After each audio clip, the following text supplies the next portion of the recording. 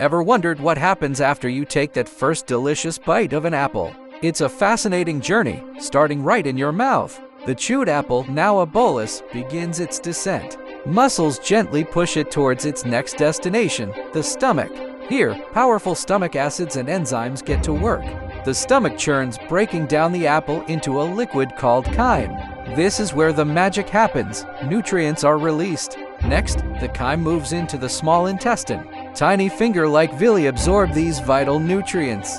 They're then distributed throughout your body, fueling every cell, giving you energy and vitality. Finally, the remaining fiber and water enter the large intestine. Here, water is reabsorbed and waste is prepared for elimination. It's a complete cycle, ensuring your body functions optimally. And that's why you feel so good after eating an apple.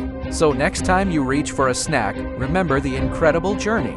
Eat your apples and nourish your body from the inside out.